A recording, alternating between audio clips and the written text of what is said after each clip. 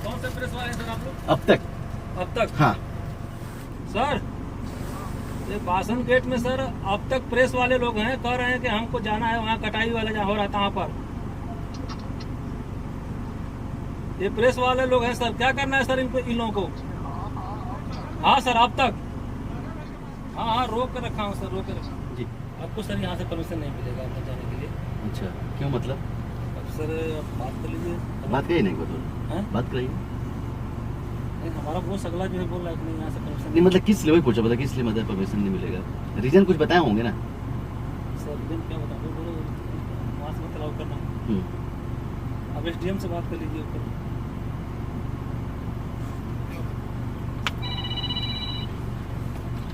आप लोग ये रीजन नहीं बता सकते कि इसलिए नहीं अलाउ है बोल के हम हमारा अभी मैं सालही पे हूँ और सालही परसा से सिर्फ 10 किलोमीटर दूर है। वो ये वही एरिया है जहाँ पे आज भोर से पेड़ों की कटाई का कार्य जोरों से चालू है। और एक चीज़ आपको और बताना चाहूँगा, मैंने गंगालूर में भी रिपोर्टिंग हुई है। गंगालूर वो वही जगह है जिसको नक्सलियों की राजधानी कहा जाता है। मैंने वहाँ से भी रिपोर्टिंग की हुई, आपने मेरी रिपोर्टिंग भी बस्तर के घनघोर जंगलों से देखी होगी। लेकिन आपको बताना चाहूँगा मैं अभी इस जगह पर हूँ और मैं पीछे भी गया था जहाँ पे पेड़ों की कटाई का कार्य चल रहा था। मैंने शासन से बात करने की कोशिश की, मैंने अपर कलेक्टर साहब से बात करने की कोशिश की, इसके साथ में एसडीएम मैडम से बात करने की कोशिश की। सबने फ़ोन तो बराबर उठाया, लेकिन जब बात आई मीडिया कवरेज की तो किसी ने भी साथ नहीं दिया। अब कुछ और बताना चाहूँगा कि जब हम उस घनघोर जंगल के अंदर गए जहाँ पर पेड़ कटाई का कार्य चल रहा है, वहाँ पे हमको अपना कैमरा निकालने की भी अनुमति नहीं दी गई। तो आप समझिए कि हम किस लोकतांत्रिक देश पे रहते हैं। मैं आपको अपना पर्सनल अनुभव बताना चाहूँगा कि जब मैं वहाँ पर गया तो मुझे लगा कि मैं छत्तीसगढ़ पे नहीं हूँ, मैं भारत पे नहीं हूँ। मुझे लगा कि मैं शायद यूक्रेन के वार पे फंस गया हूँ। मुझे लगा कि शायद जो कुछ दिन पहले अफ़गानिस्तान पे जो हालात थे वहाँ के, मैं उस हालात में फंस गया हूँ। अंदर ग्रामीणों को बोलने नहीं दिया जा रहा है, इसके साथ साथ पे ग्रामीण घर के अंदर दुबक के बैठे हुए हैं। और हमारे साथ में कुछ कार्यकर्ता भी हैं जो आम आदमी पार्टी से हैं। जब वहाँ से वापस आ रहे थे, क्योंकि हमें किसी भी तरह की वहाँ से कवरेज की अनुमति नहीं दी गई।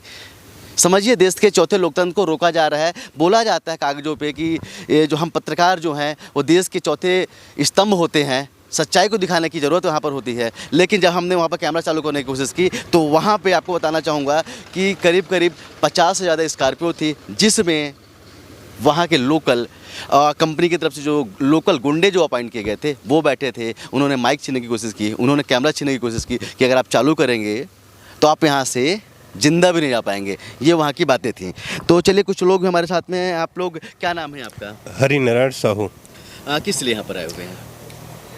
जंगल जो है वो कटे ना, उसको बचाने के उद्देश्य से हम लोग आए हैं। किस लिए आप लोग यहाँ पर आए हुए हैं? जी, एक्चुअली परसा केते का जो माइंस है, जो हसदेव अभयारण्य है, इस हसदेव अभयारण्य के लगभग 35,000 हेक्टेयर भूमि जो अदानी के कोल माइंस के लिए लोकेट किया गया था, उसका विरोध भी किया गया।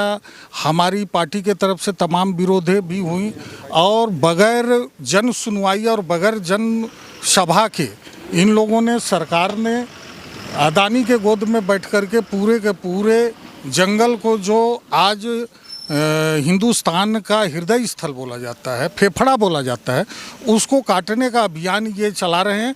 प्रशासन पूरी तरीके अडानी के गोद में बैठी हुई है और शासन प्रशासन मिलकर के पूरे पेड़ को काट करके अडानी के हैंडओवर कर रहे हैं। जो लोकतंत्र की बात करते हैं ना, वो एक बार यहाँ पर आके देख लें।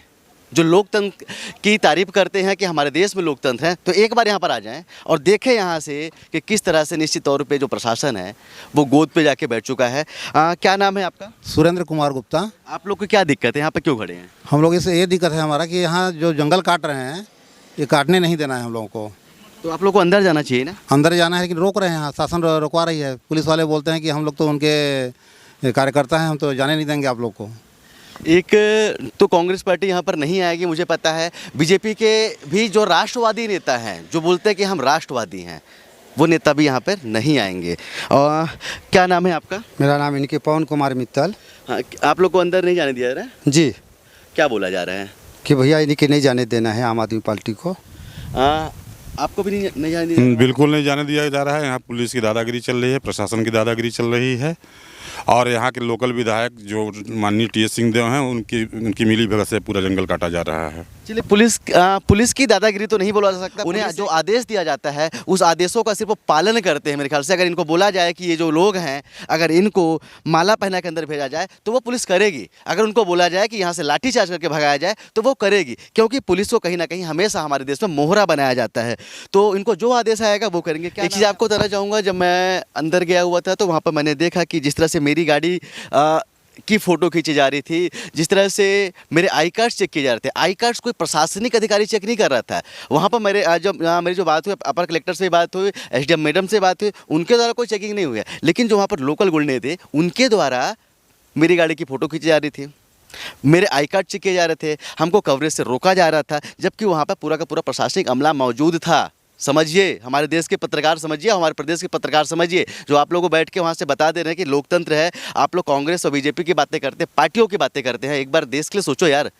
यहाँ पर आके देखो, मैं जहाँ से निकल के आया हूँ मुझे पता है कि उस वहाँ के अंदर के हालात क्या हैं। आप लोग क्या करेंगे? मुझे तो नहीं लगता कि आप लोग को अंदर जाने दिया जाएगा। आंदोलन करेंगे सर, हम लोग धरना देंगे। देखिए, एक्चुअली हमारी प्रोटेस्ट फर्स्ट डे से चल रही है। जब ये एक्सटेंशन को इन्होंने एक्सटेंशन दिया उसका, उस समय से हम रात को भी वहाँ। सवाल आपसे पूछना चाहूँगा, अभी बताया गया कि 3 दिन पहले जो हमारे प्रदेश के मंत्री हैं टी.एस. सिंहदेव जी, उन्होंने बोला कि जंगल नहीं कटेगा।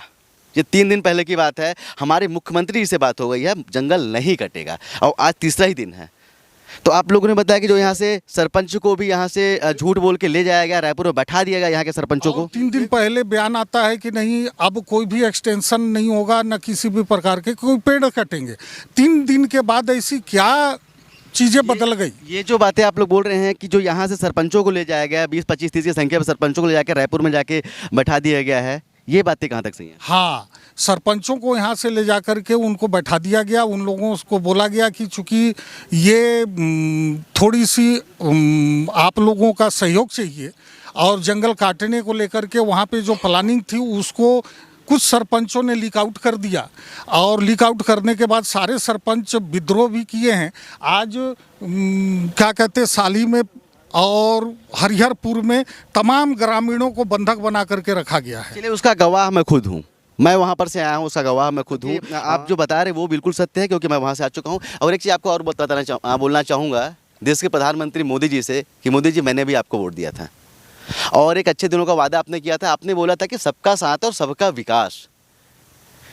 देश में जब आपकी सरकार आई तो जब 100वें नंबर में रईसों की सीढ़ी पे 100वें नंबर पर लड़े नहीं आता था, आज आपने दूसरे नंबर पर बैठा दिया। सबकी विकास करते करते आपने सिर्फ एक व्यक्ति का विकास किया, और आप उसको पहला नंबर बनाने के लिए हमारे लोकतंत्र को कुचल रहे हैं, और हमारे लोकतंत्र के साथ में कहीं ना कहीं खिलवाड़ हो रहा है। और मुझे पता है कि जो पीछे जो पुलिस वाले हैं इनको भी दुख हो रहा है, लेकिन इनके हाथ बंधे हुए हैं। मुझे पता है कि ये कहीं ना कहीं आप लोग को जाने देना चाहते हैं, लेकिन इनके हाथ बंधे हुए हैं, और इनकी जो पाबंदियां हैं इनको रोका जा रहा है कि नहीं आप रोके, क्योंकि प्रशासनिक अधिकारी हैं।